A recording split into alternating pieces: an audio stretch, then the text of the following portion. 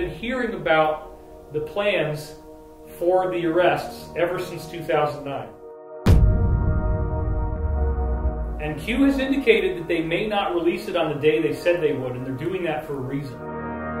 I actually believe, and I will say this on camera, even though it's going to be a YouTube video, they have completely modified YouTube. If anybody out there watching this, I'll talk to you, the viewer, directly. Everybody's got to remember, we are all in this together. This is not just about the UFO community and guys who talk about Q or Trump or anything like that. It is literally every independent creator who has tried to do stuff on YouTube. The scope, I believe, the scope of what we are going to see will surprise even those of us who have expected quite a bit.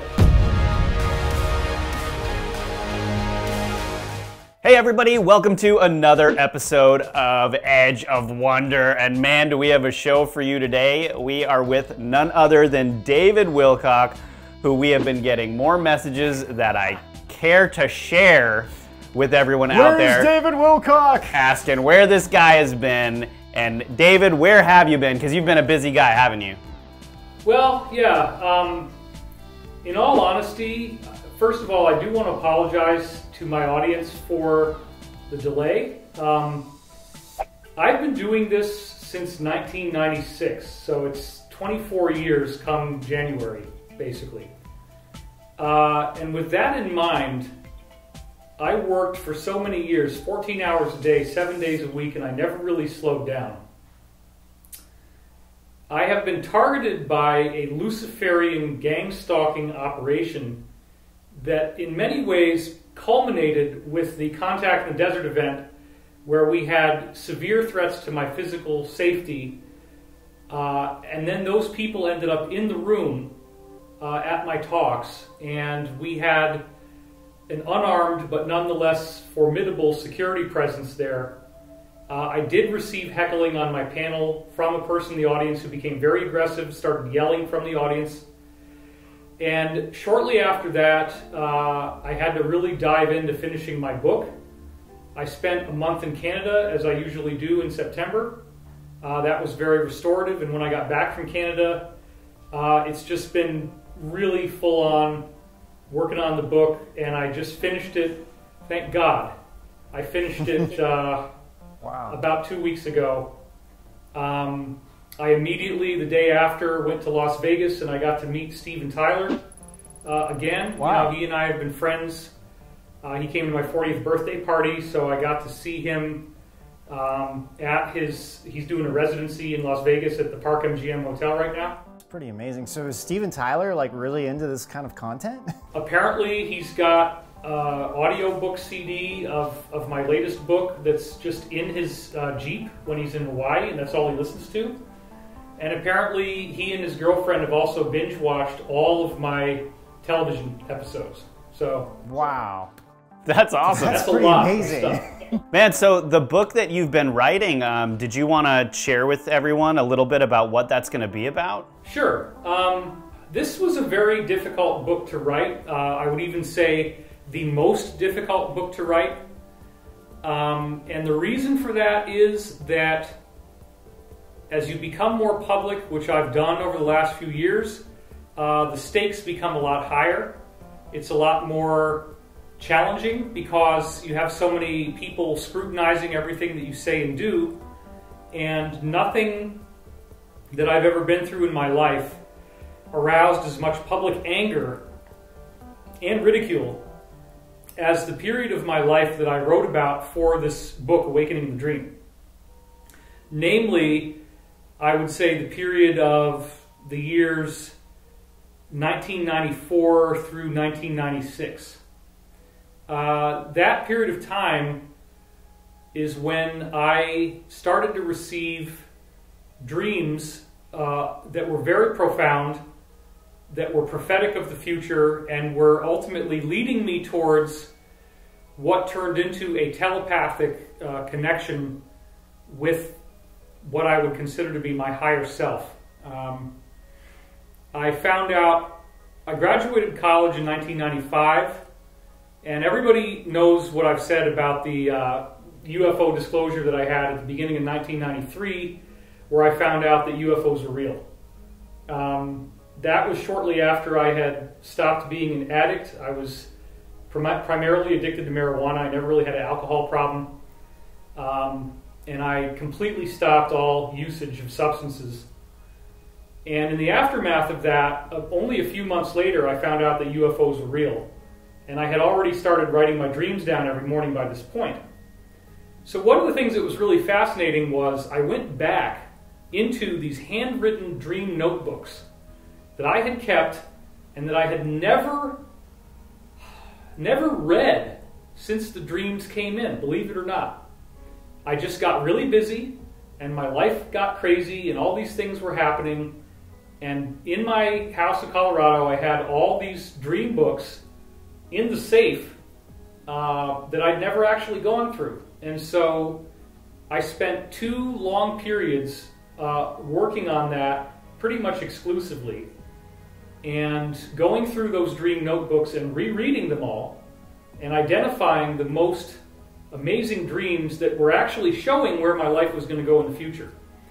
So what I've done with this new book is to go through the period of time where I'm having these dreams, and I keep showing you, I show the dream, and then I show how I analyzed it and what it means. And I find this to be very fascinating because as you see the way that I crack the dream language down, anybody who reads this will, in the course of reading the book, learn the language of dreams. And I feel that dreams are like treasure chests from your higher self. It's literally any one dream you have is the most important thing you need to know at that particular time.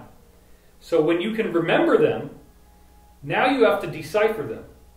Well, one of the main things that this book, Awakening the Dream, is going to do is make it so that without doing any work, you will understand how your dreams speak to you and what the language is, and you'll be able to decipher any dream that you have once you've read this book. And I've never done anything like that before. Wow. That's awesome. It really is amazing. I think there's so many people I talk to all the time that need help with that. That's really cool. There's also a whole lot of very fascinating future prophecy stuff that happened. And it does culminate towards the end of the book with me actually developing a telepathic contact through the protocols of remote viewing that leads to actual downloading of verbal information similar to Edgar Casey's readings or similar to the Law of One or the Seth books by Jane Roberts. So there's a lot of really great material from that at the end, including some very stunning prophecies of 9/11, some prophecies of what's happening to us right now. All the things that are happening right now to me and in the world were prophesied back as early as 1996 to 99. That was kind of the window. But also, another thing that I want to point out to you guys is I oscillate between talking about dream analysis and then getting into a variety of scientific investigations of stuff that I've literally never done before. I've never done it in any television shows, videos, conferences. It's all new material. And that's hard to do. At this point, to reinvent myself yet again, to come up with even more information that I haven't already done, and then have a whole book of new information is very difficult. But I actually found, by going back to the old research from 94 to 96, some really great stuff that I'd forgotten about. That's awesome. Yeah. That's great. Kind of going back on Q, I know this is kind of the things, like one of the, like some of the stuff that the haters and the deniers are saying. It's like, well, you guys predicted all these arrests are going to happen, and what arrests happen, you know?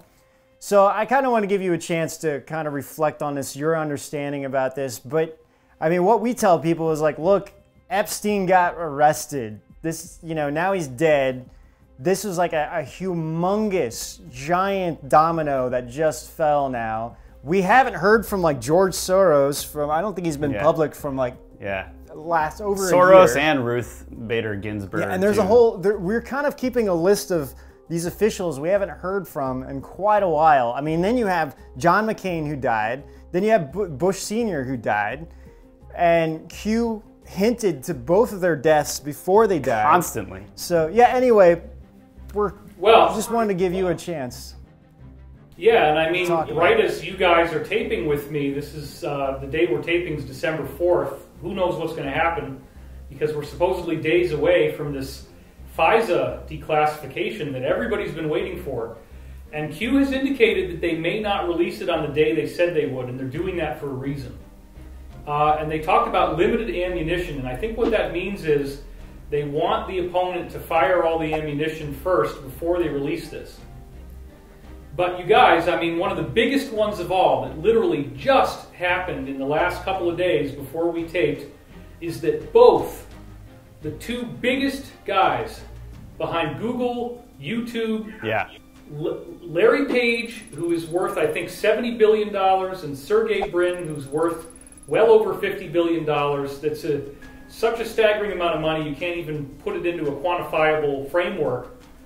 Simultaneously, they both resigned, and now they dump it all onto the Indian guy. I forget what the last name is, but something like Sundar. That is huge, because what has Q been saying the whole time? Look for the big resignations. Look for the people trying to get out before it all collapses on them. We have had these Google whistleblowers coming out. Project Veritas has been doing an amazing job. I give them all the credit, where these whistleblowers are coming forward and showing that Google is unfairly influencing elections. I mean, we know that they have completely modified YouTube, and I actually believe, and I will say this on camera, even though it's going to be a YouTube video, my calculation based upon the performance of some of my latest videos is that I have a 10-to-1 hit blocker, so that whatever hits I get, it's going to show 10 times less than what I get. That's what I actually think something like that. Because it's way, I mean, you guys know this, right? You guys have hundreds of thousands of subscribers. I have hundreds of thousands of subscribers. And we're not getting those numbers anymore. And then people are going to say, oh, well, David's all worried about the numbers. It's not about the numbers. It's about suppression of our freedom, right? There's people who want to hear what you guys have to say. They want to hear what I have to say. And now it's become very, very difficult. If you don't manually think, I got to go over to Edge of Wonder, I got to look at the Edge of Wonder YouTube page, I got to type it in on my browser, and then I got to look on what their latest videos are. If you don't love us enough to keep thinking of that and doing it, you're never, ever going to see us. Yeah, and that's exactly true. And this is very widely known. I mean, Adam Carolla's come out with a movie. I wish he had done it direct to video instead of theatrical. And people are learning about this. And the sidebar on YouTube is now all mainstream media outlets disguising themselves as independent channels, but they're not independent. Yeah, and I keep seeing like CNN in my feed. No matter how many times I say I don't want to see this, I know. It's like it comes back every single time, and I'm like, Anyway, it's very frustrating because this is happening with us too. Yeah, I mean, there's a lot of very serious claims here, and you know, when you get into legalese, one of the terms that they use a lot is tort, T-O-R-T, and tort means interference with business. So they are doing tortious interference, tortious meaning of tort, you know. Tortious interference against business is epidemic. Because everybody's got to remember, we are all in this together. This is not just about the UFO community and guys who talk about Q or Trump or anything like that. It is literally every independent creator who has tried to do stuff on YouTube. Everybody's got a weight tied around their leg. Everybody has had an apocalyptic loss of income, an apocalyptic loss of viewers. And I wrote that all up in my book, D-Class. And it's on my website, which again is divinecosmos.com. It's free. It's a whole book that I wrote for free. And I felt that I had to. I put my book deadline to the side to get that done first. And I put that out because I felt very passionate about this, and I want people to understand what the heck is really going on here. So you better believe, with international investigations going on, FBI investigations going on, Department of Justice, sealed indictments, you better believe that Larry Page and Sergey Brin stepping down is totally related to what they're doing. They are just about out of time. They are on a deadline, and they are reaching the deadline right now. Well, and David, you know, just recently the YouTube CEO came out and basically said that she was going to increase censorship, not decrease censorship, right? And, you know, there's some of us out there who just think that these social media apparatuses are actually just poison. Like, you can't make poison be anything but poison. Like, they're just going to basically drive themselves into a place where they're non-existent anymore because they're backing these deep state agendas. That's the only reason they exist. Did you have any thoughts on that? Well, yeah. Bear in mind that when Epstein was arrested, you can look back and see that it was a sealed indictment that they unsealed, okay? So we were told to look for sealed indictments, and we were told that there's many more. One of the latest Q posts at the time we're doing this video that just happened was a shot of Gerard Butler from a movie where he's saying it's going to be biblical. So, right. Q says that a lot. Well, it's true. The scope, I believe, the scope of what we are going to see will surprise even those of us who have expected quite a bit. And I think that the original plan that the Alliance had to do this over a longer period of time with multiple disclosures, it appears now that they have consolidated this into a much deeper single-shot report. I mean, the rumors are that the report will be over 500 pages long, that it will be much worse than anyone can expect. When you look at the Q stuff, you can see that they are, in colloquial terms, they are very woke, right? All the stuff we talk about is in there. One of the things that we kind of realized is that, you know, we don't like to take sides. We don't like to say we're on the left or the right. We just focus on the truth. Exactly. But what's, you know, and some of the people that are more like liberal thinking are probably thinking, yeah, this is good. This is all happening to these conspiracy channels, blah, blah, blah. But we're seeing a true pattern of 1984 here. And this censorship, the bigger that Google and YouTube get, the more control they have, this censorship is going to trickle out into everybody. Everything. And one of the things that we realized is that, like, you know, they're not really censoring the LGBT community here, but if you're talking about the censorship and the suppression in other countries of, like, how other countries are suppressing gay rights and things like that, they're censoring those channels over here. Like, YouTube is censoring those American channels. So this is just one example of how this censorship is going to affect everybody as a whole. And it's going to get to the point where we're going to confine ourselves to a box and we can't even speak about anything without worrying about something or offending somebody or whatever. And this censorship is just going to just close in on everybody. Well, okay. That is certainly the fear. Yeah, I mean, that's the fear, right? I don't agree with that opinion. And one of the reasons why is, first of all, I think it's important to understand that my perspective on what's happening with QAnon is probably pretty unique, in the sense that I began receiving direct briefings about the Alliance, as I call it, a decade ago, back in 2009. And I have been, for many years, I was the pretty much only person, except for maybe Benjamin Fulford and Veterans Today. I can't really think of anybody else. Even before Corey Good showed up, you know, I was really like one of the only people that was getting briefings.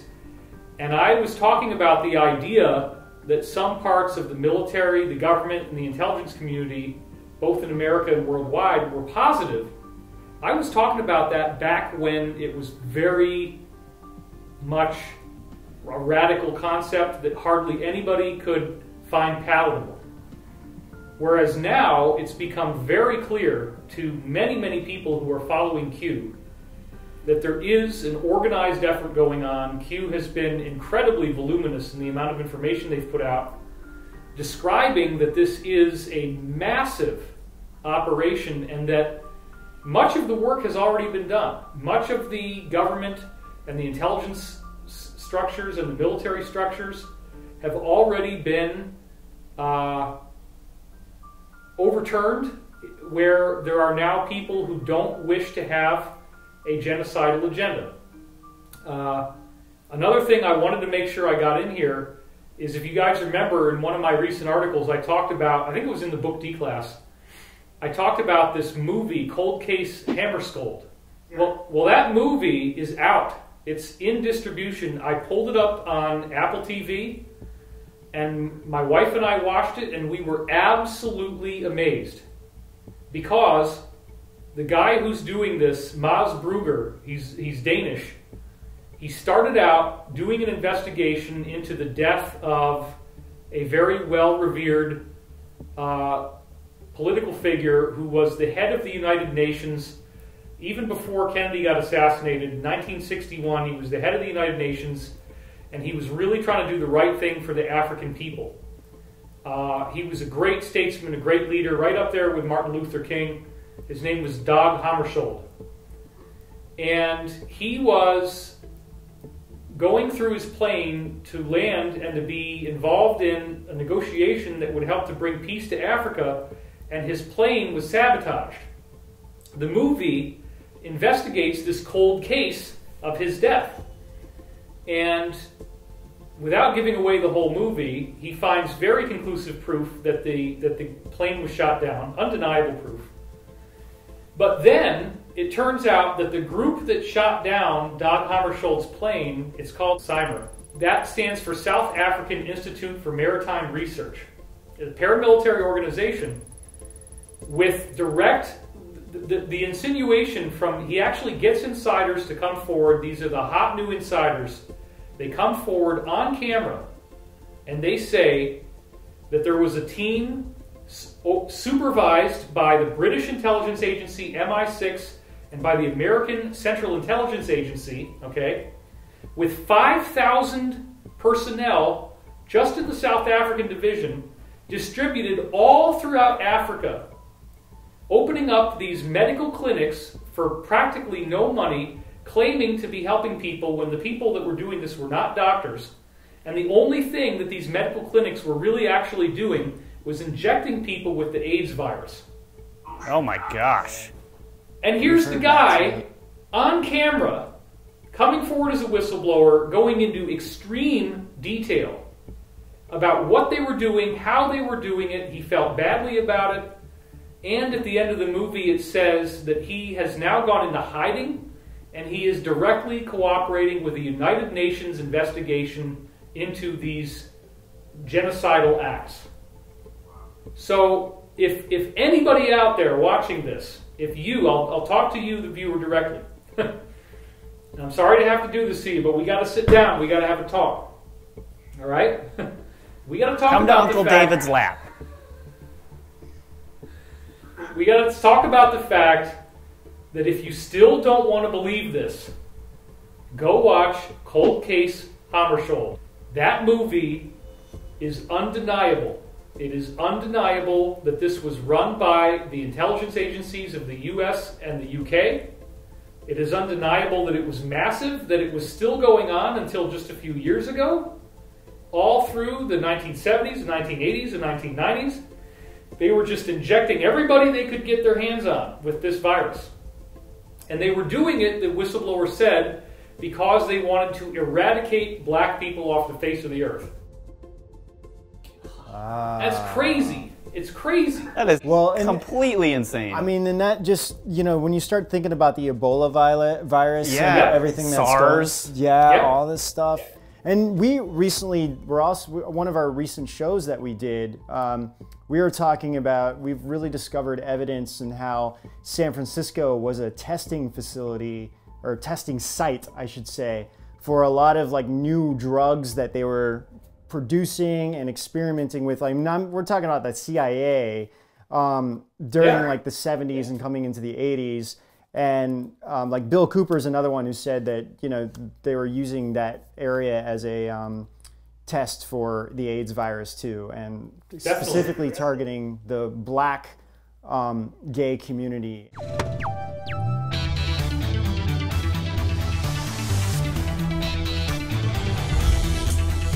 Edge of Wonder. So I want to be clear that I get how disturbing that information is. I get that it's upsetting to you.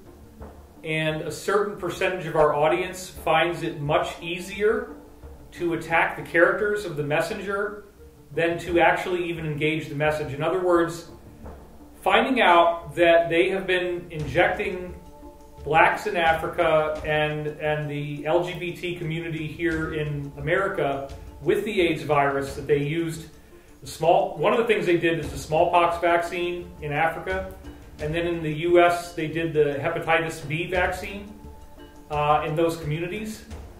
And now it's like they've kind of backed off on it, right? Because the statistical arrival of AIDS in the heterosexual community is now almost non-existent. I mean, it's really gotten almost eradicated. So it appears they've backed off on this, at least in that sense. But that doesn't in any way change our alert status. These people are a cult.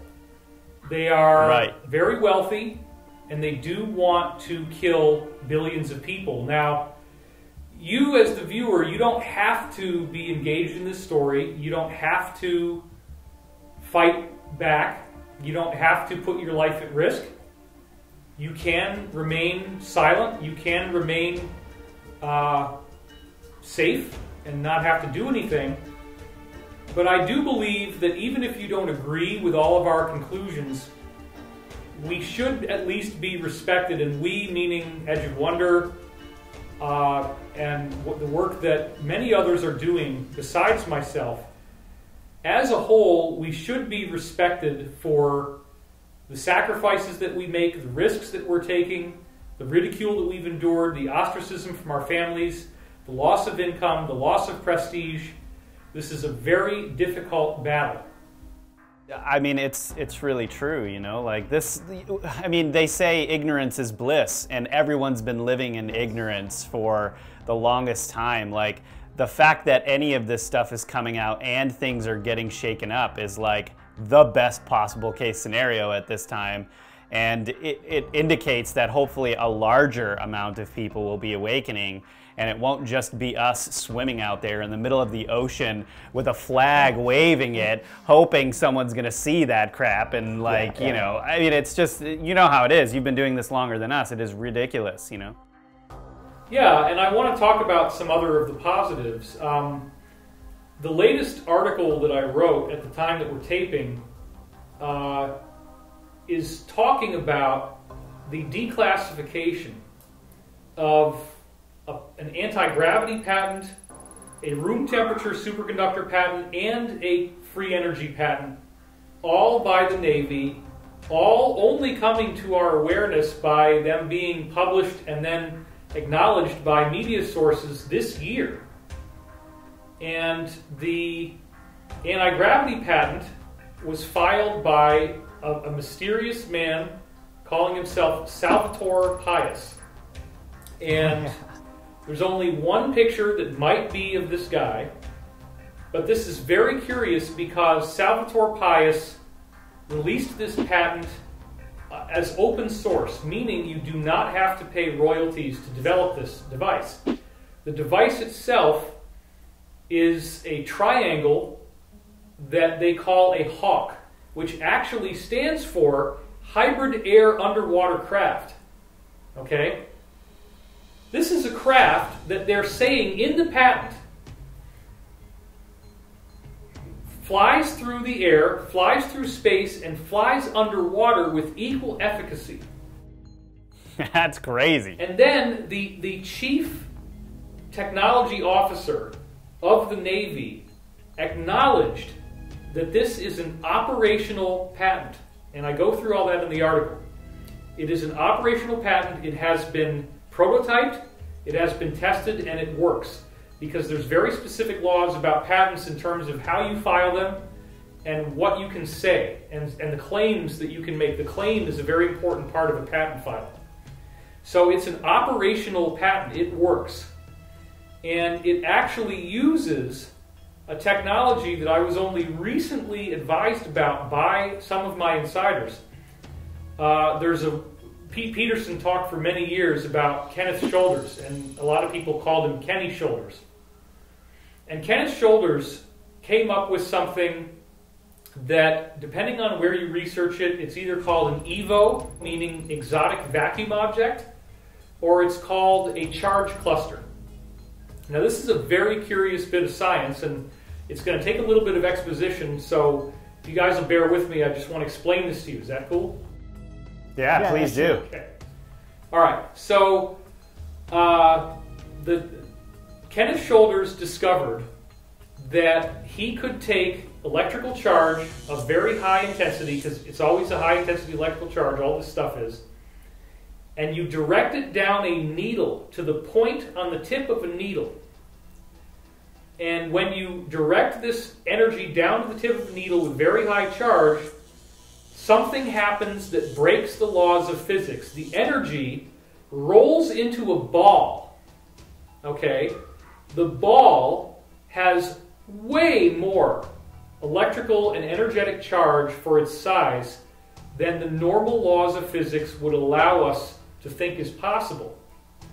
The ball also repels gravity. It creates its own gravitational field.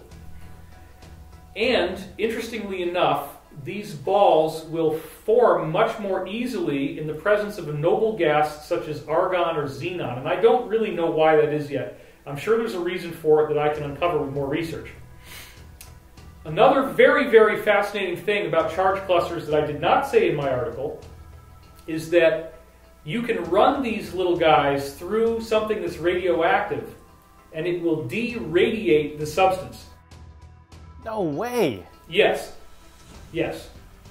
And so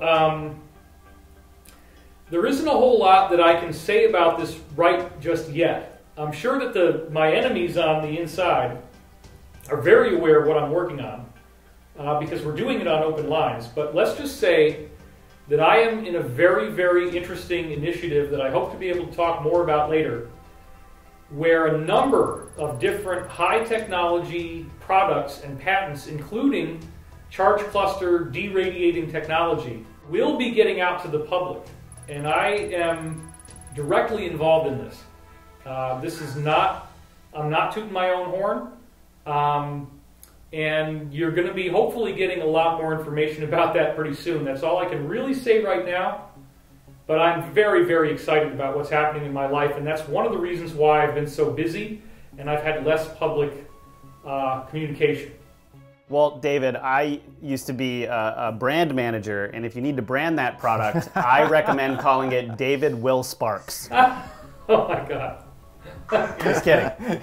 No, that's actually super duper fascinating. Like I mean, of course, this is like, I've never heard of anything like that before. And the fact that it breaks the laws of physics, I would want to know exactly how that works and why it's so capable in changing the radiation over. It must be some massive change at a microscopic level that's going on. There's no question that big tech is suppressing us, and I find it very fascinating that with this Salvatore Pais thing, okay, you have supposedly one man who comes out with an operable anti-gravity flying triangle patent, okay, authorized by the Navy, and then you have the same man who also invents a compact fusion reactor. It has nothing to do with fusion, but that's the way they're selling it. So it's the same guy, and his name is Salvatore Pais. I'll come back to that in a minute.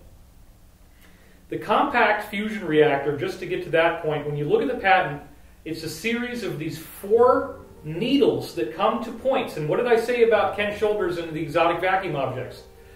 They are formed by charge running down through a needle, and so this thing spins around, and the needles are shooting off all these charge clusters, and you get so many of them that you're generating all this energy. Now, the top nuclear power plant in America, the most productive one, is Palo Verde in Arizona, and that only is in the low range of gigawatts, okay, of how many gigawatts it produces, and I forget if it was 5 gigawatts or 20 gigawatts or something like that, but it's not very much. There's a lot going on in my head right now, so I don't always have everything memorized, but once I start presenting on this in my own videos and lectures, I'll have it memorized. But anyway, a gigawatt is, 1,000 kilowatts, right? And then, if you have 1,000 gigawatts, you have a terawatt, okay? There's nothing that we have that even comes close to a terawatt. The closest that we have is the very best atomic reactors on submarines from the military, and apparently they can do 700 gigawatts. Salvatore Pais is describing a patent that can create up to a terawatt of power in something as small as 0.3 meters in size. And they say in there that the input power that it takes to run the thing is only on the order of megawatts, and that it could even get to the point where it generates its own power and requires no input power whatsoever. That's in the patent. Now let me give you the coup de grace here, okay? Salvatore Pais in Spanish means the savior of our nation. So I didn't even realize that. Oh yeah. Yeah, I thought it was just like some monk's name Well, or something. I thought it was a guy that kind of made up a name, but I didn't know, because Yeah. we did a show on this a couple of times and whatnot, but I didn't even think about looking into his name, what it meant. Well, I didn't actually know it on my own. We had a reader on my last article who put it in the comments, and then I added it to the article as an update. But clearly, if there is a person named Salvatore Pais, he was chosen for this. Because if you think about it, it's very bizarre that this story, if your mind can't wrap itself around cold case Hammarskjöld, that they're injecting the AIDS virus, that it was coming from the intelligence agency, in America and in the UK, that it was a massive genocidal operation. They're covering it up with the media, they're covering it up with murder, they're covering it up with lying. If you can't wrap your head around the idea, like you guys were just saying, that big tech is censoring any and all discussion from this, if you're not seeing the connection for why Sergey Brin and Larry Page both just mysteriously resigned simultaneously from their positions while under massive investigation, you got to put these pieces together. You got to say, why would the Navy give us one guy whose name means the savior of our nation, who gives us the anti-gravity flying triangle, and then gives us the reactor that you drop inside the flying triangle to make it run? Wow.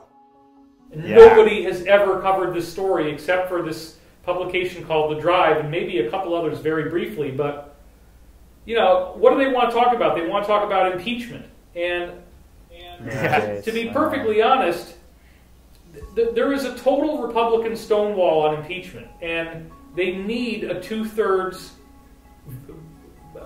The Republicans, two-thirds of the Republicans in the Senate would have to want impeachment for that to ever work. So whether you want it or not, it's never going to happen, and it's a big waste of time because it's going to be obstructed. So, and then even if a president is impeached, he still doesn't get thrown out of office. It's basically just an official rebuking of the president. But he can still remain in office if he wants to. And one thing I think we're pretty clear on about Trump is he's not going to voluntarily step down. Yeah. That's for sure. What is your take on the impeachment? Like, what's your understanding of what's going on? Why do you think this is happening? And how do you think, from Trump's side and Q's side, how do you think they would view this? Or what do you think their understanding is on that? I have a lot of empathy. I have great empathy for people who are frustrated by what's happening with the administration. I will acknowledge that there are times that Trump has been very rude, that he said things that I totally would never want to say publicly. And at the same time, why does big tech feel the need to make it impossible to discuss the President of the United States. In other words, if this was a fair fight, okay. If it's a fair fight and we have freedom of speech and people can say good things about Trump and people can say bad things about Trump, and may the greatest opinions win and may the greatest followings of those opinions win. That's one thing. But when they try to act as if they are the moral authority, the moral police, and they get to determine what information we have access to, and they get to decide what information is seen and what information is suppressed, at that point, we are now becoming the People's Republic of America. Seriously. Yeah. Seriously. You know, we're no longer a constitutional republic. We're no longer governed by freedom of speech, freedom to assemble. I mean, everybody loves the freedom of speech one, but what about freedom of assembly, right? Oh, wow, it's really starting to rain here. I don't know if you guys can hear that. It's just coming down. And that hardly ever happens in Los Angeles, but of course it does when we take... Must be what we're talking about. The rain has freedom to assemble, apparently, but we don't. So, you know, this is one of those constitutional gray areas, right? Because originally, the preservation of freedom of assembly that was guaranteed to us in the U.S. Constitution has to do with assembling in public, meaning the government can't stop you, or a private entity can't stop you from gathering a group of people together for whatever purpose you want to do. As long as you're not murdering people or raping people or doing some outrageous crime, you have the freedom to assemble, but that freedom of assembly has been totally stripped from us online. Because you guys have a whole bunch of followers. What's your subscriber count up to now on YouTube? Well, we were at 370 for almost the entire year of 2019. We're at about 380 now because they just basically they were unsubscribing people from us. As many that would subscribe, they would unsubscribe, and we've just been going up real slow. So about 380K now. But before, like when we had you on the show, I think it was coming out of December and January. That was one of our biggest months that we had. Yeah, we had like 66,000 subscribers or something like that. And we were looking at other YouTube channels that started the similar time as us. Not in this, well, maybe not kind of in the same content, but not really in the same content. Just other YouTube channels. Most of them are now almost at 1 million subscribers. Wow. So, you know, and it's like we were getting easily over 100,000 views in 1 week per video. That was like no problem for us. And now, you know, we're lucky to get 40. Yeah, and when we do get 100, it like caps off. It's like, okay, and like the video with that, one of the videos that we did with you has stayed at like 990,000 views. It's like YouTube does not want it to get more than 1 million views. So we don't even believe our video, we don't even believe our view count anymore. We think that our view count is way higher than what YouTube is showing because we can just tell. It's like, how did this video, you know, we were getting like thousands and thousands of views per day, and now... Well, I mean, they can, like, to be fair, like that is how their algorithm works. Like they can control where that video gets viewed and completely suppress it from getting those clicks by not having it available for those clicks. But, well, you know, it could be both of those things, you know, working on there. Well, one of the things that, in case somebody hasn't already been watching or reading what I'm saying, I feel this is very important, though the haters will, you know, not want me to repeat this and they'll say I'm an egomaniac. It is absolutely true and provable that as of February 23rd, 2019, I had 5.9 million different unique videos on YouTube that had my name in the title, and my name is a unique search term. There isn't any other David Wilcock. I mean, I have some British relatives, but they don't do anything, you know?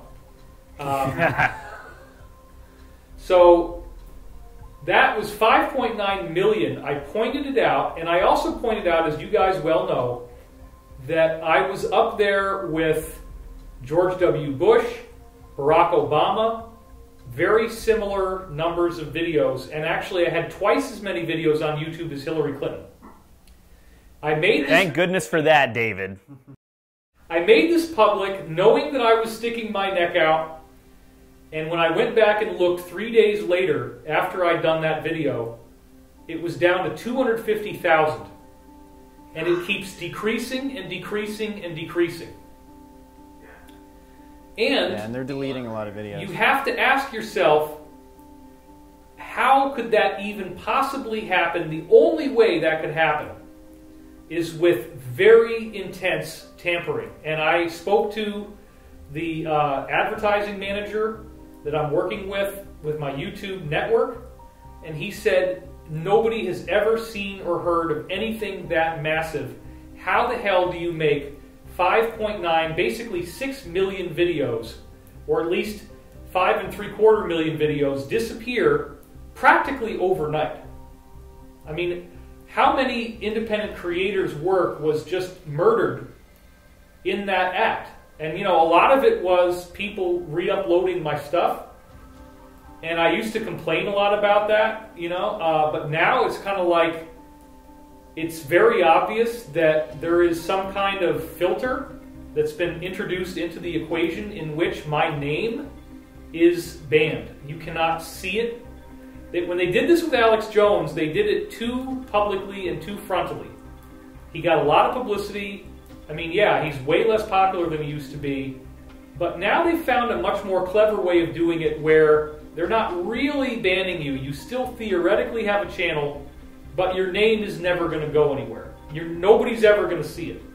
You have to actually go to the channel, you have to type it in manually, and you have to manually look for the video. And it's really, really crazy. But I don't believe this is going to stay the way it is. I believe this is going to change, and part of the reason for that is I've been hearing about the plans for the arrests ever since 2009.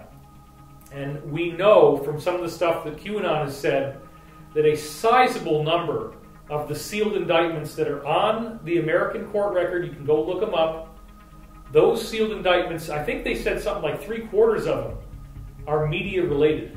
3/4. Wow.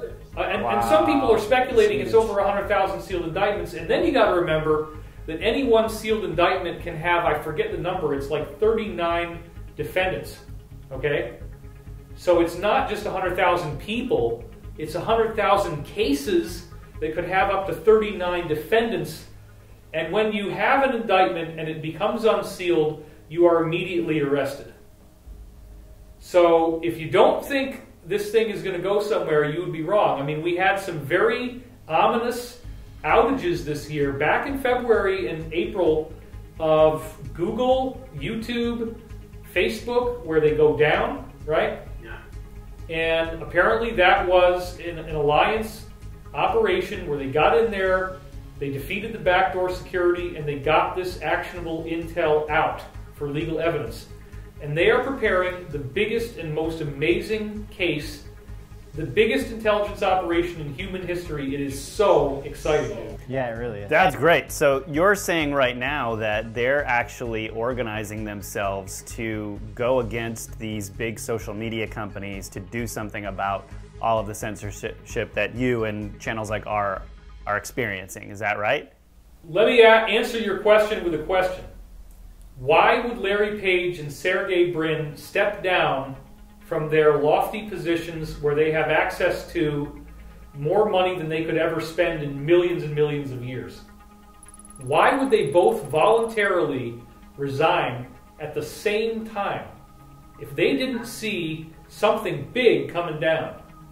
I don't think they would have stepped down. I really don't. But, I mean, they were still in office during those periods, so I imagine they're still going to be held as responsible. Oh, yeah. They probably were forced. They probably were like, you're going to resign right now. Yeah, actually. And then we're going to go through this, you know. Hey, everyone, that's all we have for this episode, but make sure you tune in for the second one with David Wilcock.